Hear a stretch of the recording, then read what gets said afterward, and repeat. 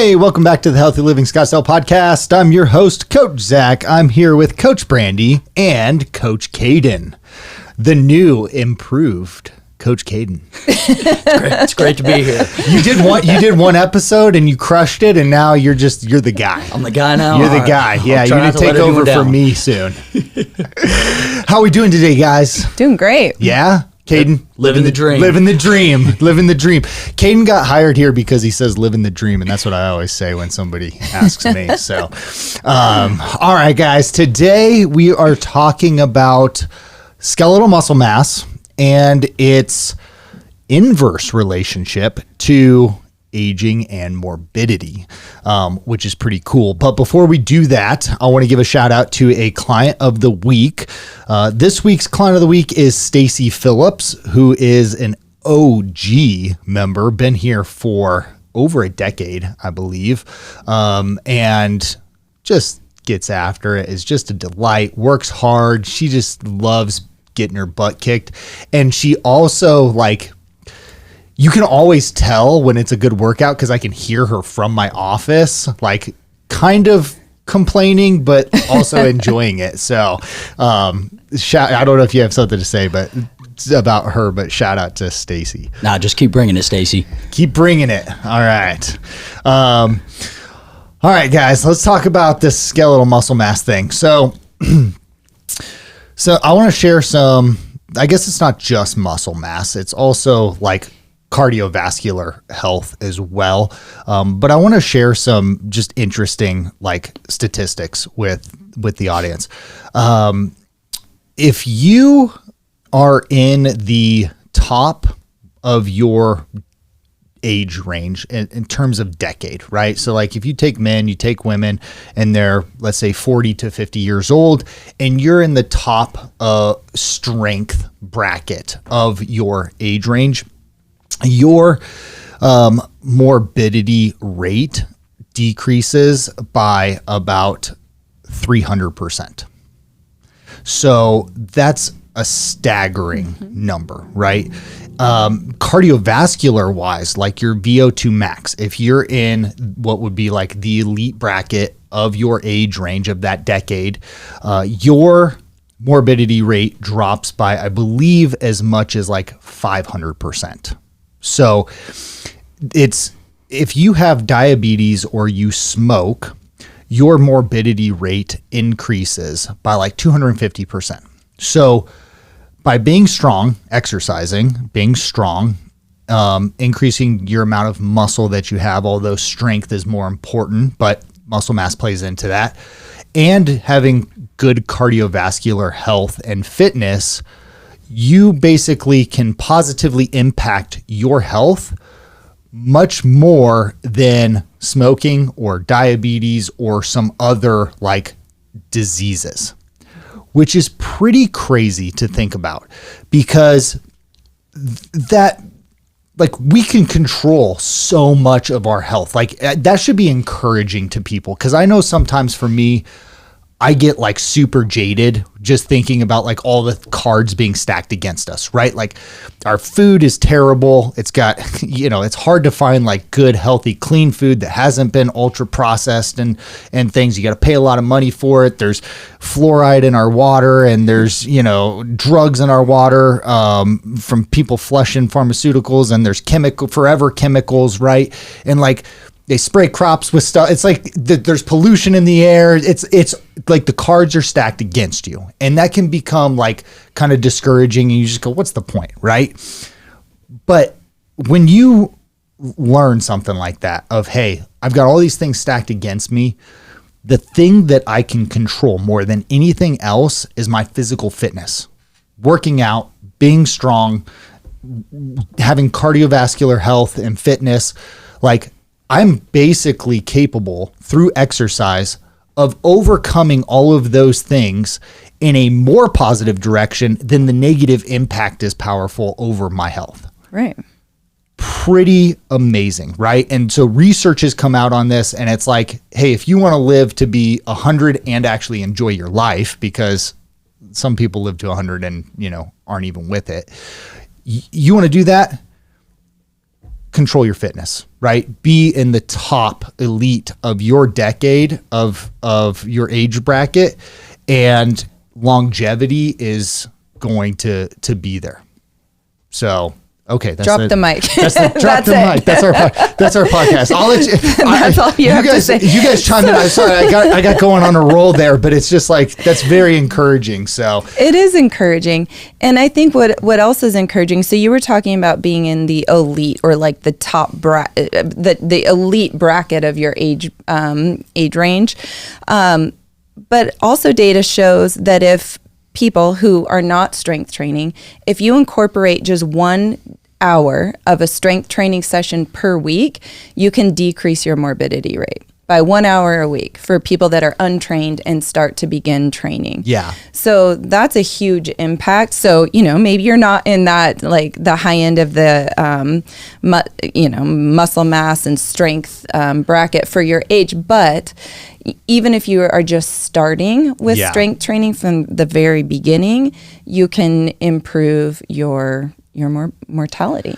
And the biggest increase in like your mortality is like improvements in it is from like being ultra unfit to becoming average. Like that's where you make the greatest gains. And then after that, there's kind of a point of diminishing returns, right? So like you're still gaining a lot, but not as much proportionately as you did from just going from unfit to simply being average, which is pretty amazing. Right. Yeah. Like an hour a week, right? Right. Like that's right. At a minimum. And then, the more you do, the greater the impact we'll have. Yeah, absolutely. Caden.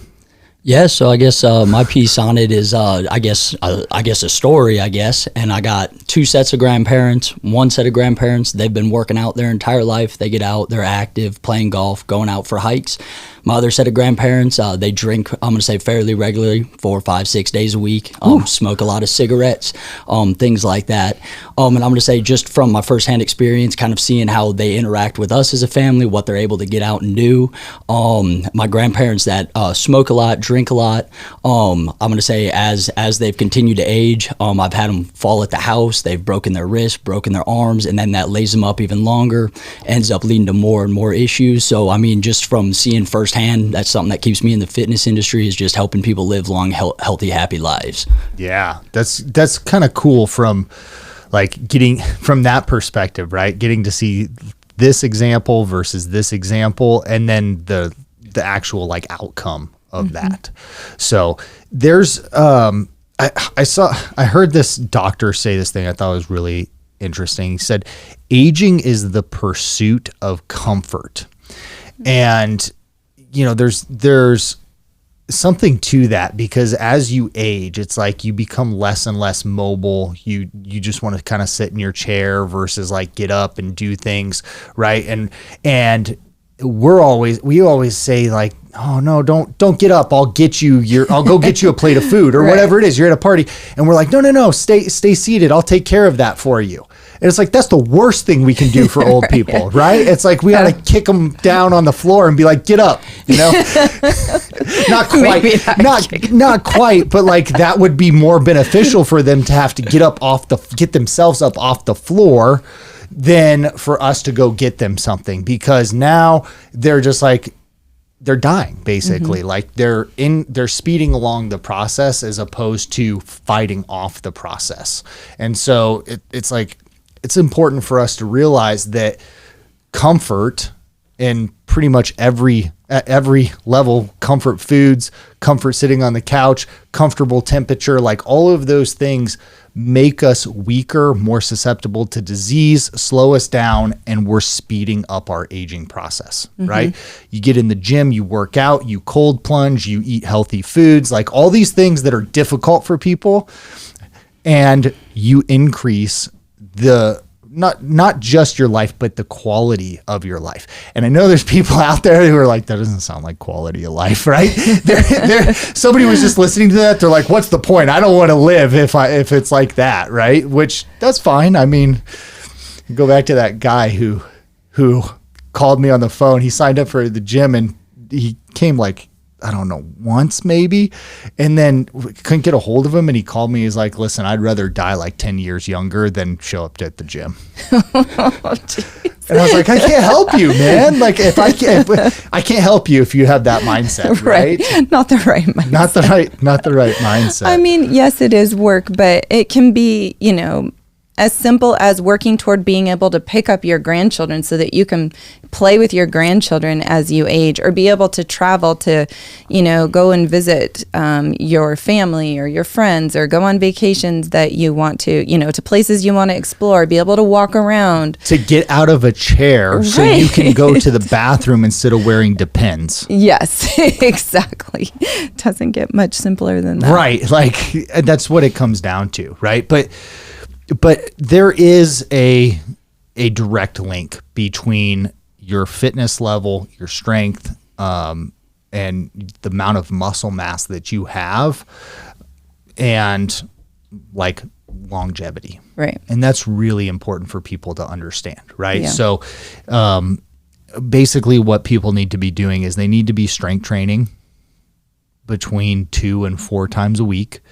They need to be doing some sort of cardiovascular activity like zone 2, which we've talked about, but that's basically like steady state cardio, where that doesn't mean like you're running or you're biking, or it could be like you're hiking, you're playing soccer with your kids. It can be anything, working in the yard, like anything where your heart rate's just like slightly elevated more than like its resting rate.